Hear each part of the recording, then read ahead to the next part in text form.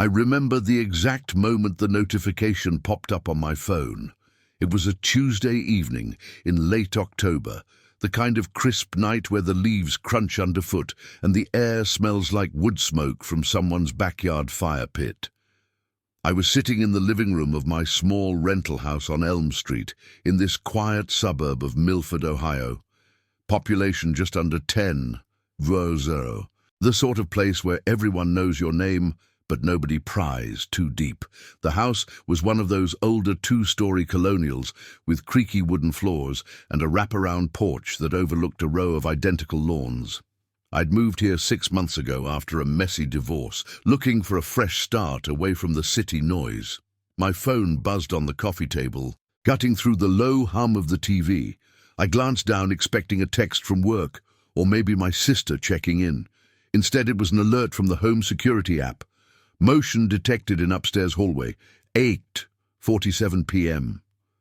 My heart skipped just a fraction, not panic, but that subtle prick of unease you get when something doesn't line up. I'd installed the cameras myself a couple of months back, after hearing too many stories about break-ins in the neighborhood. Nothing major, just petty stuff like stolen lawn ornaments. But in a town this small, it felt personal. The system was basic. A few wireless cams covering the front door, the kitchen, and one in the upstairs hallway leading to the bedrooms. Motion activated with night vision for those dark hours. I paused the show I was watching, a rerun of some old detective series, and tapped the notification. The app loaded the live feed first. Empty hallway, dimly lit by the nightlight I kept plugged in near the bathroom. Shadows from the oak tree outside danced faintly on the walls, but nothing else. No shapes, no sounds. I switched to the recorded clip. It was only 12 seconds long. The timestamp glowed red at the bottom. The camera's wide-angle lens captured the worn beige carpet, the framed photos of my kids from better days lining one wall, and the closed doors to the guest room and my office. Then, right in the center of the frame, a flicker, not a person, not an animal, just a subtle shift, like the air itself rippled. The curtain in the window at the end of the hall swayed ever so slightly, even though the windows were sealed tight against the autumn chill. I replayed it 3 times, leaning closer to the screen. Was it the wind? But the forecast had called for calm skies, and I double-checked the locks before settling in for the night.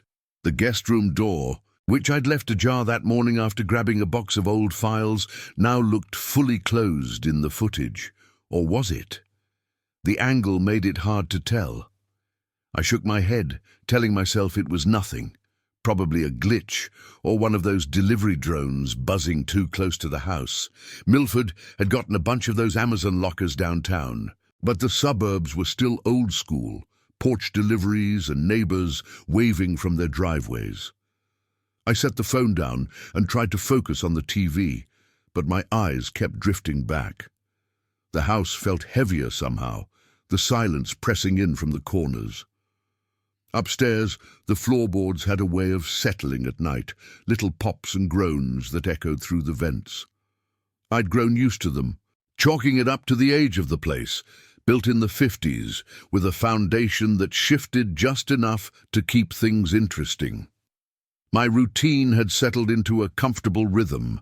Wake at 6:30, coffee in the kitchen while scrolling emails from my remote graphic design job, then a walk down to the corner diner for eggs and conversation with whoever was up for it.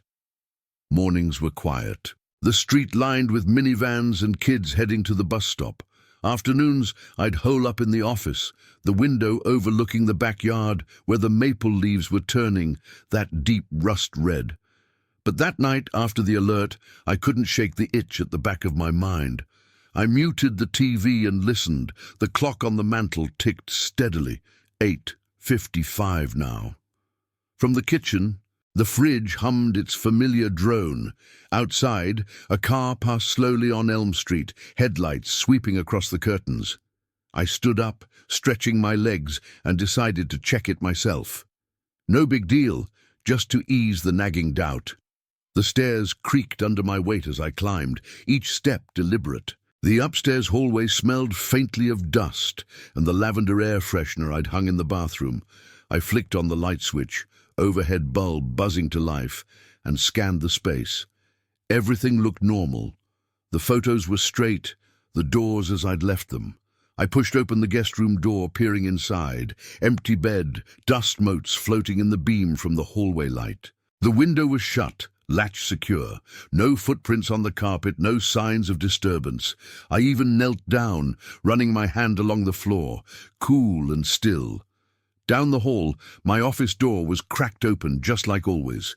I'd been working on a logo project earlier, files scattered on the desk. Satisfied, I turned off the light and headed back downstairs. But as I reached the landing, I heard it. A soft thump, like a book slipping off a shelf.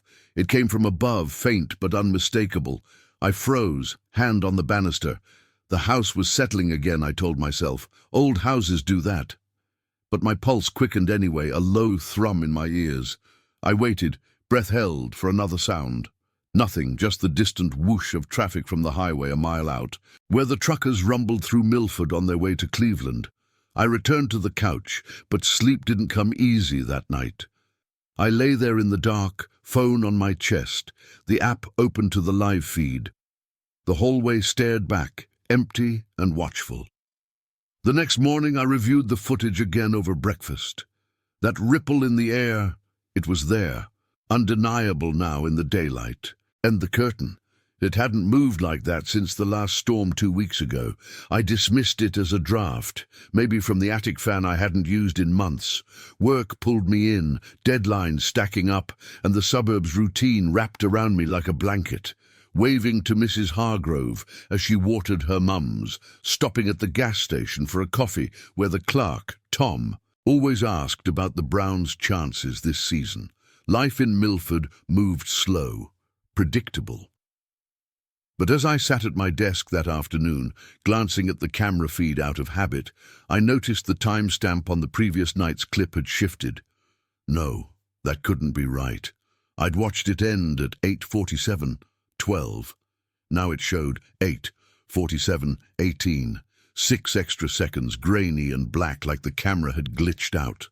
I replayed it, heart picking up again. In those final frames, just before the cutoff, something blurred at the edge of the lens. A shadow, or maybe the reflection of my own face from downstairs. No, that didn't make sense. The unease settled deeper, a quiet whisper in the back of my thoughts. I closed the app, forcing myself to focus on the screen in front of me. But every few minutes, my eyes flicked to the phone, waiting for that buzz. The house felt a little less like mine that day, the walls holding secrets I couldn't quite name.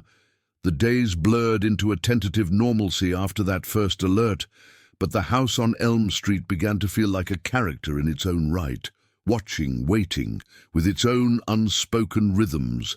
I threw myself into work, sketching logos for a local bakery in Milford, the kind of place with checkered floors and pie warm from the oven. Mornings started the same. Black coffee in a chipped mug, the steam curling up as I sat at the kitchen table, sunlight slanting through the blinds onto the linoleum. The app stayed quiet, no buzzes to jolt me from my routine. By Wednesday afternoon, I'd almost convinced myself it was a one-off glitch, the sort of tech hiccup that happens when you skimp on the premium subscription. But as the sun dipped low, painting the backyard in long shadows, my phone lit up again. Another notification. Motion detected in upstairs hallway, 4:32 p.m. I was in the office, mid-email to a client about color palettes when it came. The house was empty, no deliveries expected, no neighbors dropping by unannounced. Mrs. Hargrove next door was at her bridge club downtown, her driveway bare except for that old Buick she'd had since the 90s.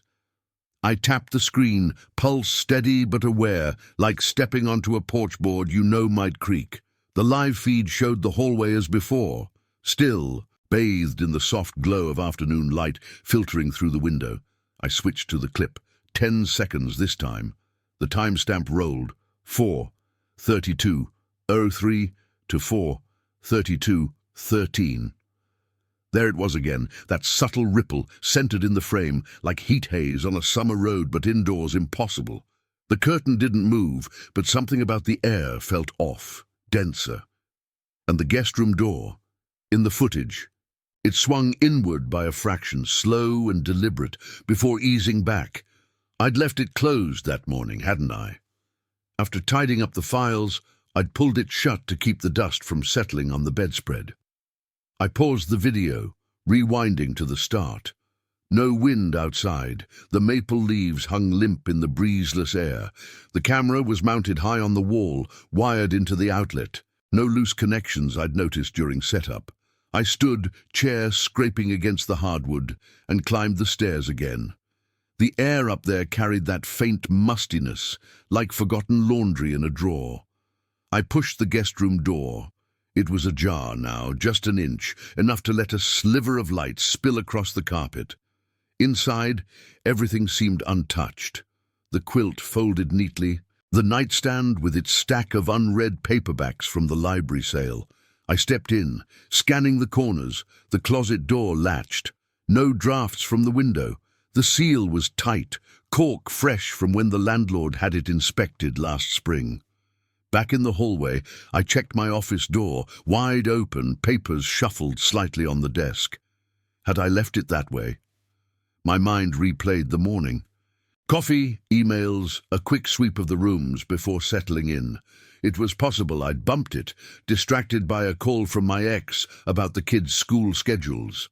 They were with her in Columbus now, weekends only, but the reminders still tugged at the edges of my focus. I straightened the stacks, sat down, and pulled up the app on my laptop for a bigger view. Side by side, the two clips played. Tuesday's ripple at 8:47, today's at 4:32. The patterns matched, same central flicker, same duration. Coincidence? Or the camera's sensor picking up infrared from the heater vents? I drove to the hardware store on Main Street that evening, the kind with fluorescent lights and aisles of power tools humming quietly. Milford's downtown was compact. A 5 and dime, the diner with its neon sign flickering open, and the gas station where pumps stood like sentinels under the overpass. I picked up a new battery pack for the camera, just in case, chatting with the clerk about the upcoming Harvest Festival. "Folks say the cider's the best yet," he said, ringing me up. Small talk grounded me, a reminder that life here moved in predictable circles. Friday night lights at the high school field, Sunday drives to the lake for fishing.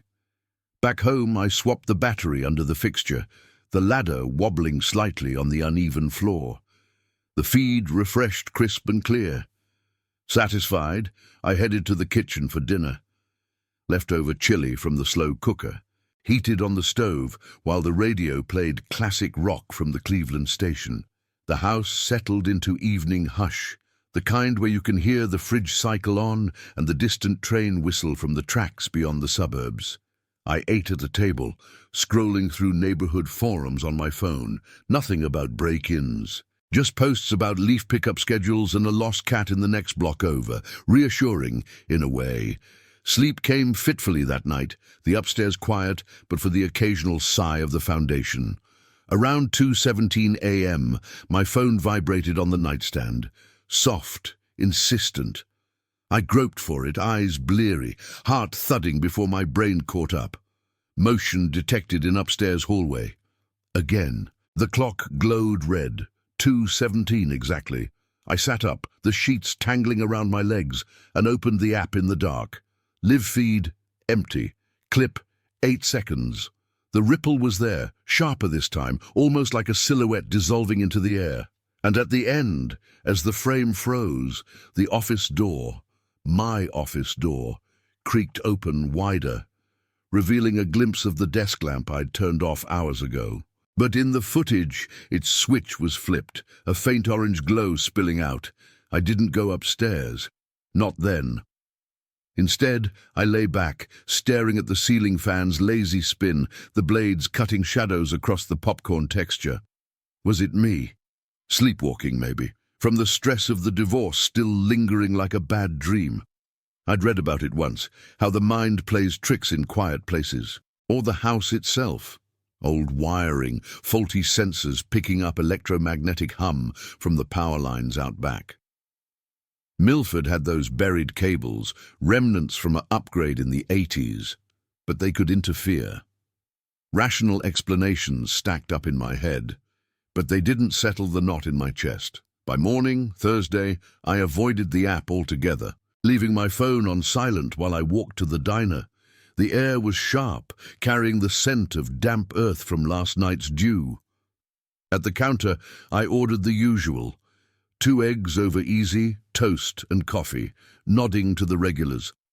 Tom the mechanic, talking about his son's college applications. Linda from the library, complaining about the new self-checkout machines. "Feels like we're all being watched now," she said with a laugh, stirring sugar into her mug. I forced a chuckle, but her words hung there, echoing my own thoughts. Watched. By machines, by neighbours in this tight-knit suburb where fences were low and porches faced each other. Back home, the routine pulled me in: emails, sketches, the hum of the computer fan. But midway through a revision, I glanced at the phone out of habit. A new alert waited, timestamped 10:45 a.m. Motion detected. I hesitated, thumb hovering, before tapping play. The ripple again, but this time, in the final frame, something lingered. A shape at the edge of the window, blurred like fog on glass, not outside, inside the reflection. My reflection. No, the angle was wrong. I enlarged the image, breath shallow. It was faint, but there, a figure, indistinct, standing in the hallway behind the camera's view, as if someone had been there, just out of sight, all along. The unease coiled tighter, a quiet insistence that the house wasn't as empty as it seemed. I closed the laptop, stood and paced the living room, the floorboards protesting underfoot. Outside, Elm Street carried on, kids on bikes. A mail truck rumbling past, normal. But inside, the silence felt loaded, every creak a question unanswered. I told myself to call the landlord tomorrow, get a professional look at the system. Yet deep down, a whisper persisted. What if it wasn't the camera at all? What if it was capturing something the house had been hiding, waiting for me to notice? That Thursday afternoon stretched long and heavy, the kind of day in Milford where the clouds hung low over the cornfields, turning the sky a muted grey that seeped into everything. I sat at my desk in the office, the cursor blinking on the screen like an impatient eye, but my mind kept drifting back to that last clip, the blurred shape in the reflection, hovering just beyond the frame. I'd paused the video on it, zooming in until the pixels blurred into nonsense, but the outline lingered in my thoughts, vague and insistent. Not quite a person, not quite a trick of the light. I minimized the app and tried to bury myself in work, adjusting the bakery logo until the colors felt right, but every few minutes I'd glance at the window. The backyard was still, the maple branches unmoving, as if the world outside had decided to hold its breath. By evening, the alerts had stopped, or at least I'd stopped checking. I microwaved a frozen dinner, chicken pot pie, the steam fogging the window over the sink, and ate standing up, staring out at the streetlights flickering on along Elm. Neighbors' houses glowed warmly. The Harrises next door, but one had their porch light on early, probably expecting family from out of town. In Milford, evenings like this meant quiet routines. Folks walking dogs on leashes, the distant hum of a leaf blower winding down. I washed the plate, dried it with a towel that smelled faintly of the lavender soap from the grocery store on Route 42, and headed to the living room. The TV droned on, some documentary about old Ohio ghost towns, but I barely registered it. My phone sat face down on the armrest, silent for once. Sleep came easier that night, exhaustion pulling me under like a current. No dreams I could recall, just a deep, dreamless drift until the clock radio buzzed at 6:30. Friday morning broke clearer, the sun slicing through the curtains in sharp angles. I brewed coffee strong, the aroma filling the kitchen as I scrolled through emails. A client approved the logo revisions, small win, and I even managed to walk to the corner store for the paper, nodding to old Mr. Jenkins as he loaded bags into his truck. "Game's on tonight," he called out, tipping his cap. High school football, the ritual that bound the town together every fall. I bought a black coffee to go, the steam rising in the chill air, and headed back, the routine feeling solid under my feet. But as I settled into the office around 9 a.m., the phone buzzed once, twice, 2 alerts in quick succession. Motion detected in upstairs hallway, 9:02 a.m. Then another at 9:04. My stomach tightened. A familiar coil. But I opened the app this time with a deliberate slowness, as if rushing would make it worse. The first clip, the ripple again, but broader now, spreading like ink in water across the center of the frame. The guest room door edged open another inch, revealing the edge of the quilt in soft focus. The second clip mirrored it almost exactly, down to the timestamp's glow. Same duration, same subtle sway of the air, repetition. That's what hit me hardest. Not random glitches, but a pattern, like the house was rehearsing something, testing the edges of my attention. I leaned back in the chair, the wood creaking under me, and rubbed my eyes. The office felt smaller suddenly, the walls pressing in with their faded wallpaper, floral patterns from decades ago, peeling slightly at the corners. Had I noticed that before? The desk lamp sat cold and dark, just as I'd left it, but in the footage from last night it had been on. I stood and checked the bulb. Loose, maybe. No, screwed tight. Downstairs, the front door was locked, the deadbolt solid. I'd heard the click myself when I turned it last night. No one in or out.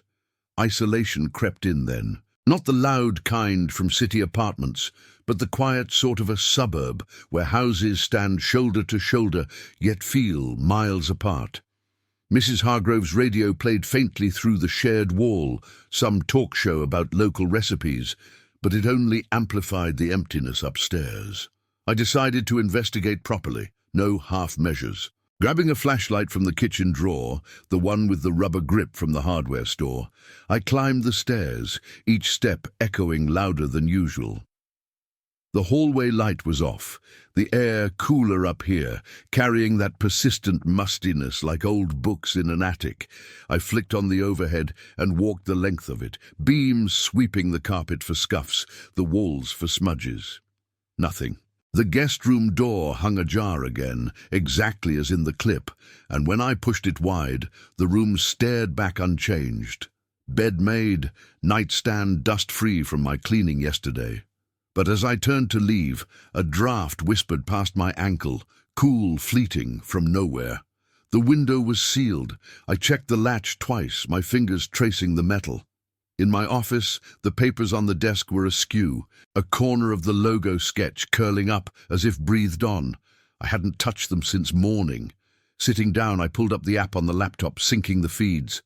Playing the clips in sequence, I saw it unfold. Ripple, door shift. Then, in the latest one, a faint outline in the air's disturbance, taller this time, humanoid but dissolving before it could form. My breath caught. Shallow and quick. Was it the camera's infrared picking up heat signatures? Or something else? Something the lens caught that my eyes missed in the daylight? The thought looped in my head, doubt gnawing at the edges. I'd always trusted my senses. The way the divorce had sharpened them, made me hyper-aware of shifts in routine, but now everything felt unreliable, like the house was mirroring my own fractures, amplifying the quiet fractures in my mind. By noon, I couldn't work. I drove to the library downtown, the old brick building with its wide steps and bulletin board of community events. Linda was at the desk, glasses perched on her nose, sorting returns. "Looking for anything specific?" she asked, her voice warm but curious. I mumbled something about tech manuals, browsing the aisles lined with hardcovers and the faint scent of polished wood. Books on home security systems, sensor malfunctions, dry reading, but it grounded me. One passage stuck. False positives often stem from environmental interference, creating illusions of presence in empty spaces. Illusions. That word echoed as I checked out the book, the barcode beeping under the scanner. Back home, the alerts kept coming, sporadic now, every half hour or so, each one built on the last, the ripple lingering longer, the doors opening further, shadows pooling at the frame's edges. I watched from downstairs, phone in hand, refusing to go up. The sensation of being watched reversed. It was me watching the watcher, the camera's unblinking eye turning the house into a stage. Isolation deepened. No calls from work, no texts from my sister, just the tick of the clock and the occasional car on Elm Street. By late afternoon, as the light faded to that bruised purple, another notification buzzed. Motion detected. This clip was different. The ripple formed a shape fully for a split second, a silhouette facing the camera, head tilted as if listening. Then it vanished, leaving the hallway empty once more. But in the reflection of the window glass, behind it all, my own face stared back from the feed, not from downstairs, but from the hallway itself, eyes wide, as if I'd been standing there the whole time. The realization hit like a slow wave, chilling without a sound. Had I been up there, blacking out, moving through the house unseen? The doubt twisted deeper. A psychological knot I couldn't untie. The house on Elm Street wasn't breaking, it was reflecting me back, piece by fractured piece, and the camera was the only witness. The doubt settled into my bones like the chill that seeped through the old windows on those late fall nights in Milford. By Saturday morning, the alerts had become a rhythm I couldn't ignore, a pulse under the surface of the house, syncing with my own uneven breaths. I woke to the phone's vibration on the nightstand, the screen glowing with another notification. Motion detected in upstairs hallway, 6:15 a.m. Earlier than before, cutting into the fragile edge of dawn. The sky outside was still a deep indigo, the streetlights on Elm casting long pools of yellow onto the lawns, where dew clung to the grass like forgotten tears. I lay there for a moment, staring at the ceiling, the fan's blades slicing the air in silent revolutions. Part of me wanted to ignore it, to roll over and let the world outside pull me into its routine, the paper route kids on their bikes, the distant rumble of the milk truck making its rounds. But the pull was stronger now, a quiet compulsion. I sat up, the sheets whispering against the mattress, and opened the app. The clip loaded slowly, the progress bar inching forward as if reluctant to reveal itself. 7 seconds this time. The hallway appeared as always, beige carpet, framed photos catching the faint light from the window. The ripple started small, a distortion in the center, then bloomed outward, pulling the edges of the frame into a subtle warp. The guest room door didn't just edge open, it swung inward fully, hanging there for 2 beats before drifting shut. And in the midst of it, that silhouette sharpened. A form, shoulder width, head cocked slightly, as if acknowledging the camera's gaze. It dissolved before I could freeze the frame, leaving only the empty space. But the reflection in the window glass held something new. Not just my face from below, but 2 figures now, overlapping in the haze. One was me, blurred and distant. The other stood closer, in the hallway's foreground, facing away. My hands trembled as I set the phone down, the wood of the nightstand cool under my palms. Blackouts. That's what I kept circling back to in my mind. I'd searched the library book last night, pages dog-eared under the lamp's glow, dissociative episodes, common after trauma like the divorce, where the mind wanders and the body follows without memory. I'd never had them before, not even in the raw weeks after signing the papers, packing boxes in our old apartment in Columbus. But here, in this house with its settling groans and hidden drafts, it felt plausible, too plausible. I dressed quickly, jeans, a flannel shirt from the closet, that still carried the faint scent of the dry cleaners on Main Street, and headed downstairs. Coffee first, black and hot, poured into the mug with hands that steadied as the steam rose. The kitchen clock ticked past 6:30, the routine anchor I clung to. Outside, Mr. Jenkins' truck idled in his driveway, headlights cutting the fog as he headed to the early shift at the mill. Work waited on the laptop, but I couldn't start. Instead, I paced the living room, the carpet muffling my steps, eyes drawn to the stairs like a magnet. The house felt alive in its stillness, every corner holding a potential echo. I thought about calling someone, my sister in Dayton maybe, or the landlord, Mr. Ellis, who lived over in the next county and handled repairs with a gruff efficiency. But what would I say? My camera's seeing ghosts. Or maybe it's me. In Milford, folks didn't air that kind of laundry. They nodded over coffee at the diner, shared stories of faulty appliances or raccoons in the attic. But nothing deeper. Isolation wrapped tighter, the suburb's closeness turning inward, making the walls feel like confidants to my unraveling. By mid-morning, another alert buzzed. 9:47 a.m. I was in the backyard, raking leaves to burn off the tension, the air crisp with the scent of earth and decaying foliage. The phone slipped from my pocket onto the grass. Screen up. The clip.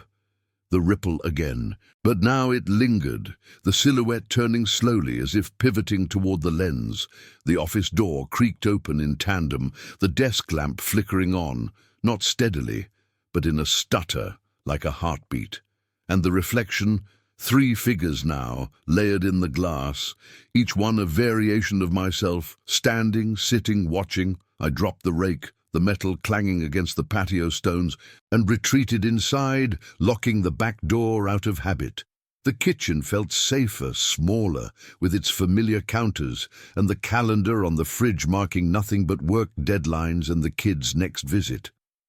I spent the afternoon avoiding the upstairs entirely, holing up in the living room with the TV on low, a local news channel droning about the Harvest Festival preparations. Booths for caramel apples and hay rides at the fairgrounds, but my eyes kept flicking to the phone, which lit up relentlessly. 11:23, 12:09, 1:42. Each clip escalated the pattern, the ripple coalescing into clearer form, doors swinging wider, lights pulsing in sequence. In one at 2:15 p.m., the silhouette extended a hand, palm out, toward the camera, dissolving just as the fingers seemed to brush the lens. The reflections multiplied, faces overlapping in the window's sheen, all mine but distorted. Eyes hollow, mouths set in silent questions. Doubt fractured further. Was I recording these in my sleep, wandering the halls like a shadow of myself? Or was the house feeding back my fears? The camera a mirror to the fractures I'd carried here from the city. As the afternoon waned, the sun dipping behind the overcast sky, I mustered the courage to climb the stairs one last time. The flashlight beam cut through the dimness, illuminating dust motes that swirled like secrets disturbed. The hallway was unchanged, doors ajar in positions I'd swear I hadn't set, the air thicker, carrying a whisper of movement that wasn't there. In the office, the desk was tidy now, papers aligned, lamp off, but on the floor, a single leaf from the backyard maple lay curled, impossible to explain. I knelt, picking it up, the texture dry and brittle between my fingers. How? The window was closed, the door untouched. The realization bloomed cold. The house wasn't just reflecting me, it was inviting me to join whatever danced in the empty spaces, blurring the line between observer and observed. Downstairs again, the alerts continued into evening, a steady cadence that matched the throb in my temples. I didn't eat, didn't move from the couch. The TV's glow casting flickering shadows on the walls. Outside, Elm Street quieted, the neighbors' lights winking on one by one, the distant call of a dog barking at nothing. The phone buzzed at 7:38 p.m. The clip showed the silhouette full now, stepping forward into the frame's center, head tilting as if in recognition. Then, in the reflection, only one figure remained, me standing in the hallway, phone in hand, watching the screen that watched me back. The loop closed, a silent trap, and for the first time, the doubt whispered not of malfunction or madness, but of something shared, something the house had always known and now revealed in pieces. I set the phone face down, but the silence upstairs hummed with anticipation, waiting for the next turn. The night deepened into that heavy quiet only Milford could muster, where the suburbs folded in on themselves like a well-worn quilt, muffling the world beyond Elm Street. I sat on the couch, the phone's screen dark, but its weight pressing into my palm like an unspoken promise. The TV murmured on, forgotten, its blue light flickering across the coffee table cluttered with yesterday's mail and a half-empty mug of cold tea. Outside, the street lamps hummed faintly, casting elongated shadows through the curtains, and every so often, a car's headlights would sweep by, illuminating the row of houses in their identical vigilance. It was Saturday evening now, the Harvest Festival in full swing downtown, faint echoes of laughter and country music drifting on the breeze from the fairgrounds a few miles out. But here, in my rental, the isolation felt absolute, as if the house had drawn a line around itself, excluding everything but the pulse of its own secrets. The next alert came at 8:12 p.m., vibrating through my fingers like a shiver. I didn't hesitate this time. The pattern had worn down my resistance, turning avoidance into a grim routine. The clip loaded. 9 seconds, the hallway bathed in the low wash of the nightlight. The ripple began as before, a subtle distortion blooming from the center. But it didn't dissolve. Instead it held, coalescing into the silhouette I'd come to recognize. Tall, undefined, facing the camera with that unnerving tilt of the head. The guest room door swung open wide, not with a creak, but a silent glide, revealing the empty bed and the window's dark pane. The office door followed suit, the lamp inside igniting in a steady glow, casting warm pools across the carpet. But it was the reflection that anchored me, frozen in the window glass. A single figure now, clear and unmistakable. Me, standing at the hallway's end, arms loose at my sides, gaze fixed forward, as if waiting for something to emerge from the shadows. I replayed it, breath shallow, the room around me narrowing to the glow of the screen. In the footage, my reflected self didn't move, didn't blink. Just stood there, a mirror image that wasn't quite right. The posture was off, shoulders slumped in a way mine never were, and the eyes. They held a vacancy, like staring into a photograph of someone long gone. Had I gone up there after the last clip, wandered the halls in some dissociative haze, flipping switches and shifting doors without a trace in my memory? The library book lay open on the table, its pages marked with notes in my hasty scrawl, triggers in familiar spaces, echoes of unresolved loss. The divorce had cracked something open in me, a fracture I'd patched over with routine, coffee runs, client calls, walks to the diner where the waitress knew my order by heart. But here, in this house with its whispering vents and settling beams, the pieces were shifting again, rearranging into patterns I couldn't control. Another buzz at 8:45 p.m. pulled me back. This clip stretched to 11 seconds, the ripple enveloping the entire frame now, warping the walls like heat, rising from asphalt on a summer day. The silhouette stepped forward, not abruptly, but with a measured grace, hand extending as before, palm out, fingers splayed toward the lens. The doors remained open, lights steady, but the reflection shifted. My figure in the glass moved with it, mirroring the gesture, reaching out as if to meet the shadow halfway. A chill threaded through me, not from cold, but from the dawning symmetry, the observer and the observed blurring into one. I stood, legs unsteady, and crossed to the stairs, the flashlight forgotten in the kitchen. No beam this time, just the hallway light, flicked on with a trembling hand. The space greeted me unchanged, doors ajar, carpet unmarked, air still. But as I stepped forward, a faint echo trailed my footsteps, not sound, but sensation, like the house exhaling in tandem. In the office, the lamp was off, desk pristine, yet the leaf from the backyard maple still lay on the floor, untouched since afternoon. I picked it up again, turning it over in the light, veins crisp, edges curled from the dry air inside. How had it gotten here? A draft from the attic, perhaps? Or me carrying it unknowingly in a blackout's grip? The thought looped tighter. If I was the source, the movement, then the camera wasn't detecting an intruder. It was capturing my unraveling, frame by silent frame. Down the hall, the guest room waited, door half open like an invitation. I pushed it wider, the hinges silent, and stood in the threshold.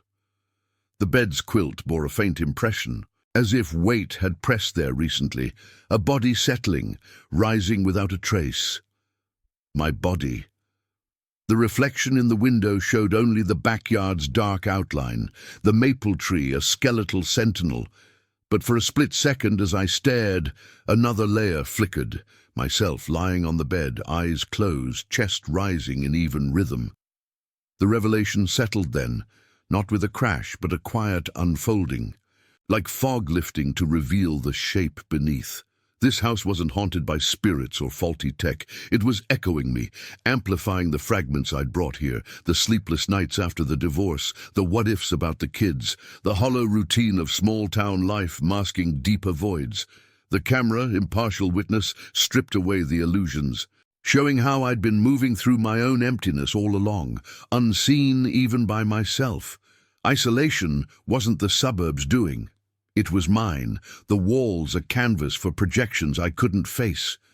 Emotional weight pressed in, a subtle ache behind my eyes, not fear, but a profound echoing solitude, the kind that whispers you're never truly alone, yet always apart. I turned off the hallway light and descended, the stairs creaking their familiar protest. Back on the couch, the phone stayed silent for the first time in hours, the app's feed showing only stillness. Sunday morning would come with its church bells from downtown and the smell of bacon from neighbors' kitchens, pulling me back into Milford's gentle current. I'd call Mr. Ellis about the system, maybe even talk to Linda at the library about support groups in the next town over. Routine would resume, the alerts perhaps fading into glitches I could explain away. But as I lay in the dark, the house sighed around me. One last soft thump from upstairs, like a door easing shut. The camera watched on, unblinking, and in the quiet, I wondered if the next motion it detected would be mine, or if the line had blurred so completely that it no longer mattered. The night held its breath, waiting, and somewhere in the empty room above, the echo lingered, faint but unending.